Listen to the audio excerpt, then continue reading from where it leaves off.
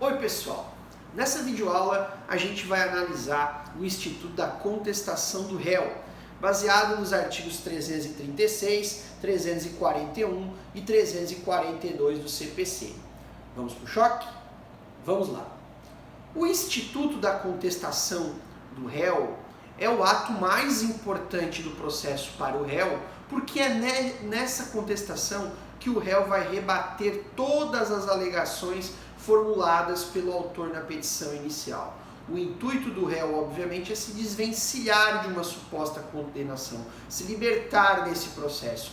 E por isso ele vai atacar os vícios processuais, formais que possam existir e, obviamente, vai rebater no mérito todas as alegações de fato trazidas pelo autor.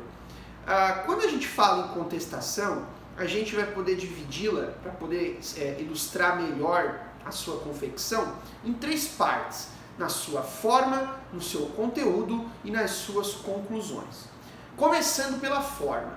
Qual é a forma da petição inicial? Bom, a petição inicial nada mais é, a contestação nada mais é do que uma petição escrita, formal e endereçada ao juiz da causa. Ou seja, ela vai observar, no tocante a essa formalidade, o mesmo artigo 319 que o autor se baseou quando fez a petição inicial. Então o réu, como vai teoricamente se manifestar pela primeira vez no processo nesta contestação, ele inclusive vai, no preâmbulo, qualificar as partes.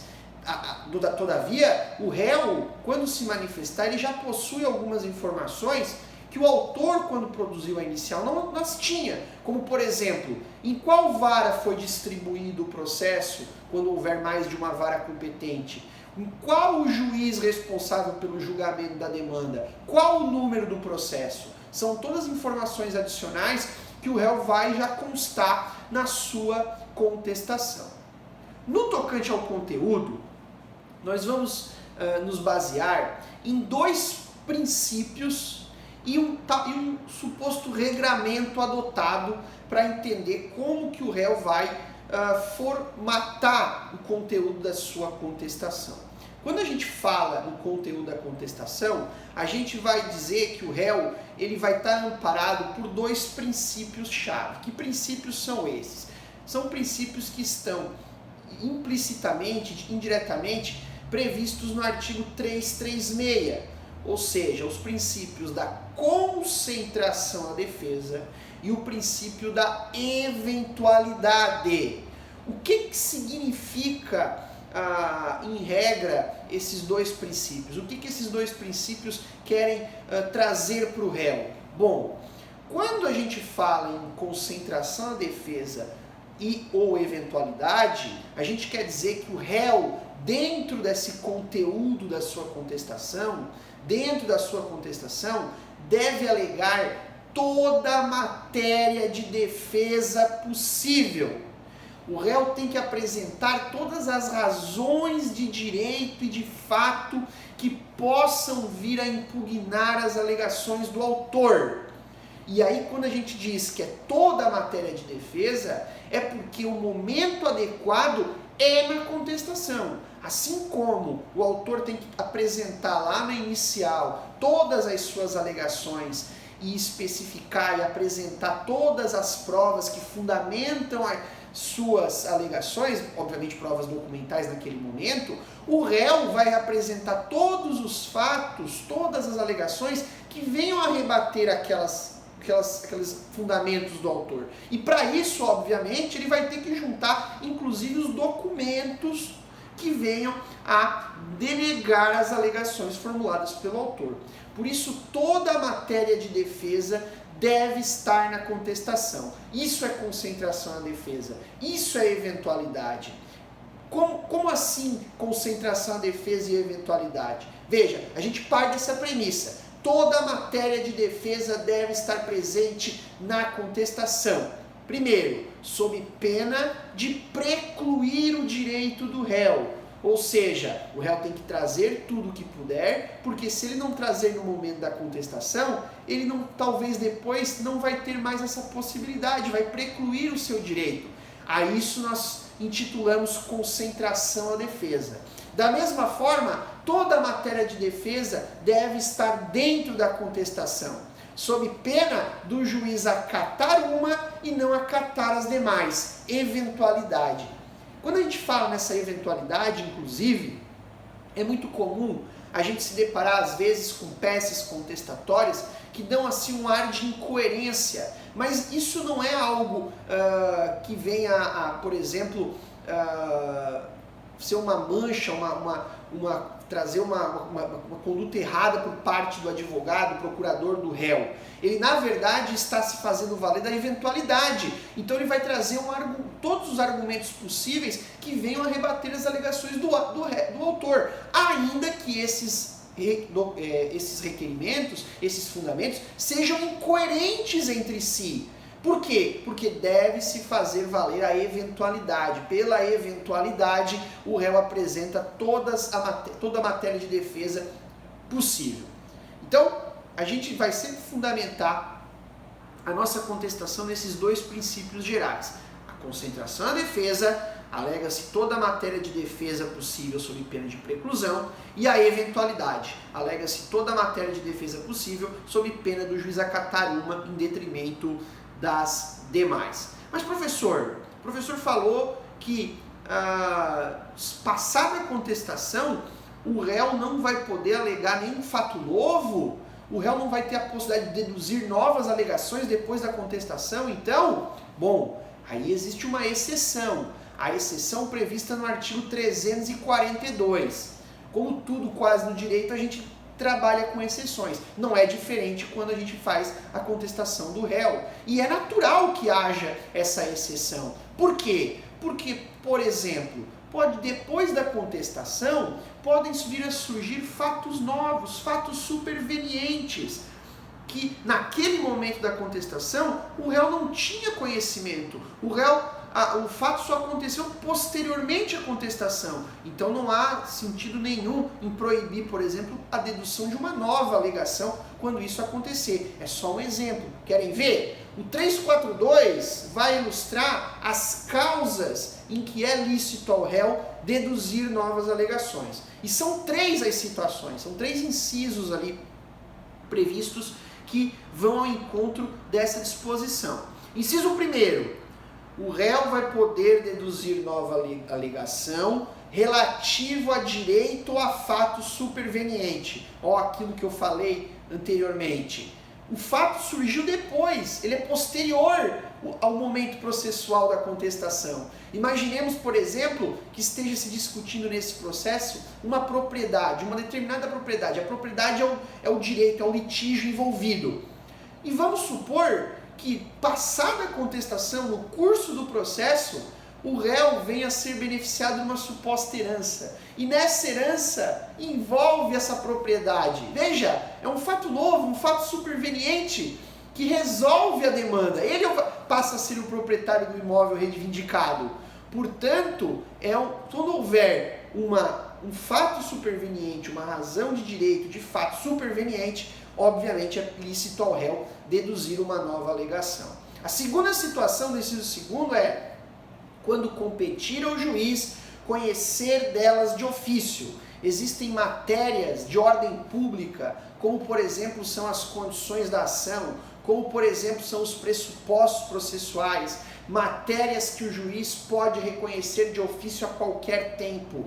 Não precisa o réu ter se manifestado na contestação, porque se o juiz pode reconhecer essa matéria a qualquer tempo, obviamente que o réu também pode alegá-la a qualquer tempo. E por isso, matérias como a ausência de condições da ação, a ausência de pressupostos processuais, podem ser deduzidas depois da contestação.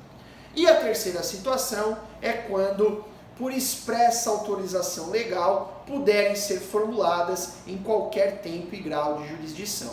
O maior exemplo que ilustra esse inciso 3º é a questão da prescrição, da decadência. São matérias que podem ser alegadas em qualquer tempo, em qualquer grau de jurisdição. E por isso, não importa o fato do réu não ter alegado na contestação. Se isso surgir depois, se o réu se der conta disso depois, não tem problema nenhum o réu trazer essa nova alegação.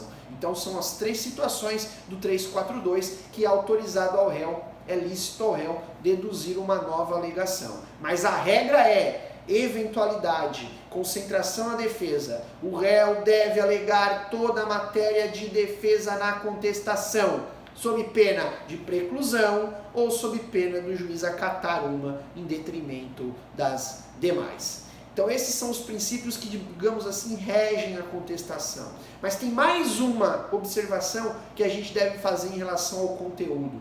Essa observação diz respeito a um regramento adotado pelo Código. Que regramento é esse?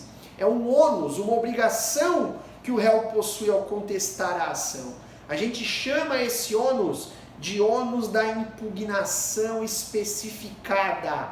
É um regramento adotado pelo Código de Processo Civil. Ônus da impugnação especificada nos termos do artigo 342 do CPC. O que diz, aliás, 341. O que diz esse 341 do CPC? Ele vai dizer o seguinte, que incumbe ao réu manifestar-se precisamente sobre todas as alegações de fato constantes da petição inicial, sob pena de o juiz presumir verdadeiro aquilo que não foi atacado. Ou seja, por conta desse ônus da impugnação especificada, ônus nada mais é do que uma obrigação, o réu tem que rebater todas as alegações de fato trazidas pelo autor na petição inicial, sob pena de aquelas alegações não atacadas, o juiz poder presumir verdade. Poder, é uma presunção aqui relativa, não absoluta, porque obviamente pode depender da prova produzida pelo autor. De qualquer forma, a regra é, o autor alegou um determinado fato na petição inicial, ao réu compete rebatê-lo, sob pena do juiz presumir verdade os fatos não rebatidos. Como tudo, esse ônus da impugnação especificada também vai trazer algumas exceções. Essas exceções vão estar postas nos três incisos do 341, assim como no parágrafo único. Então, quando a gente fala nessas exceções do 341, essas exceções ao ônus da impugnação especificada, o que o legislador quis fazer? O legislador quis dizer o seguinte para o réu: você tem a obrigação de se manifestar sobre tudo aquilo que o autor falou na petição inicial. Todavia, existem situações em que você não precisa se manifestar e isso não vai incorrer em nenhum prejuízo para você. O juiz não vai presumir verdade se você não atacar aquela alegação. E que alegações são essas? São essas três situações do 341. Primeira situação: quando não for admissível a seu respeito a confissão. Então, são questões que envolvem direitos indisponíveis, direitos que não admitem autocomposição. Por isso que falam quando não for admissível a seu respeito à confissão. Então, nós já falamos aqui em outras aulas que quando a gente fala em direito indisponível, em direito que não admite autocomposição, a gente está se referindo a direitos muitas vezes fundamentais, o direito à vida, o direito à liberdade, direito à honra da pessoa, a dignidade dela, enfim, são questões que que o réu não tem a obrigação de se manifestar para que o juiz não presuma verdade à alegação do autor. Então essa é a primeira situação. A segunda situação vai dizer que a petição inicial é quando a petição inicial não estiver acompanhada de instrumento que a lei considerar para a substância do ato, ou seja, determinada alegação do autor depende da área do direito envolvido, mas vamos supor uma situação que necessite, que é uma alegação, vamos supor que se discute uma propriedade, uma questão de posse, enfim, e o autor que discute determinada propriedade não junte a escritura pública. A lei vai dizer que a escritura pública é, na verdade, um instrumento que a lei considera para a substância do ato. O autor alega determinada propriedade, mas não junta a escritura pública. Então, não há por que o réu tenha a obrigação de se manifestar se o autor não se desonerou dessa obrigação. Então, o inciso segundo é a segunda situação, que repele o ônus da impugnação especificada. E a terceira situação é quando as alegações do autor estiverem em contradição com a defesa, considerada em seu conjunto. Como assim? Imaginemos em que o autor formule os seus pedidos baseados na presença do réu em um determinado local. Então ele diz que pelo fato do réu estar naquele determinado local, o réu cometeu um ato ilícito, praticou um determinado ato que resultou em danos morais, danos estéticos, direito a uma indenização. Veja, o réu tem que se pronunciar sobre o dano moral, sobre o dano estético, sobre essa indenização formulada pelo autor? Depende, o réu estava ou não estava no local? Porque vejam, se o réu vai fundamentar que ele não estava no local alegado pelo autor, ele está simplesmente desonerando-se do ônus da prova. Então, nessa situação, o fato do réu estar rejeitando o fato atinge todos os demais por uma incompatibilidade lógica. Claro, se o réu não estava no local, como que ele vai discutir as consequências do fato alegadas pelo autor? Então é uma situação também, a terceira delas, em que o réu repele o ônus da impugnação especificada. Não se tratando de nenhuma dessas três situações, o réu tem o ônus de impugnar todas as alegações de fato formuladas pelo autor. Para fechar o ônus da impugnação especificada, tem um parágrafo único ali, que vai desonerar dessa obrigação o defensor público, o advogado ativo e ao curador especial. Por conta das peculiaridades dessas atividades, defensor público, advogado ativo e o curador especial, a eles não se aplica o ônus da impugnação especificada. Isso quer dizer o quê? Que a eles pode ser simplesmente feita uma negativa geral dos fatos. Nego todos os fatos alegados pelo autor. E depois o juiz vai avaliar, obviamente o processo não vai parar por ali, vai haver uma produção de provas, mas o réu, nesses casos, representado por defensor público, advogado ativo ou curador especial, se desincumbe desse ônus da impugnação especificada. Então, quando a gente fala no conteúdo da contestação, nós não podemos esquecer dos princípios gerais, concentração e defesa, eventualidade e desse regramento do ônus da impugnação especificada que vão definir o conteúdo. Para fechar a estrutura da nossa contestação, nós chegamos às conclusões, né? Como vai ser essa conclusão da contestação? Bom, o réu vai finalizar a sua peça requerendo ao juiz da causa que ele, obviamente, não reconheça das alegações do autor. E aí, ao não reconhecer dessas alegações do autor, ele pode pedir que o processo seja extinto sem análise de mérito. Isso se o juiz acatar algum vício processual por ele alegado, um vício processual, um vício formal que venha gerar a extinção desse processo sem análise de mérito, ou caso Vossa Excelência entenda que não tem nenhum vício formal neste processo, que não existe nenhuma preliminar que possa ser reconhecida que venha levar à extinção do feito sem exame de mérito, então no tocante ao mérito eu quero a improcedência dos pedidos formulados pelo autor. Requerimento de extinção sem exame de mérito, 485 do CPC. Julgamento de improcedência dos pedidos formulados pelo autor no tocante ao mérito, artigo 487 do CPC. No fim das contas, o que interessa do réu? Se desincumbir desse processo, se libertar desse processo. Então, o fato de ter o processo julgado sem exame de mérito, ou, ainda que o juiz aprecie o mérito, julgue-o improcedentes todos os pedidos formulados pelo autor, obviamente que o réu vai estar se desincumbindo de qualquer obrigação. Vimos a estrutura da petição e da contestação do réu, forma, conteúdo e conclusões. Voltamos numa próxima aula para analisar dentro do conteúdo quais são as matérias processuais, os vícios formais que o réu pode alegar na contestação, mas também visualizar como funciona a defesa de mérito do réu dentro da contestação. Por essa aula é só, pessoal. Até a próxima.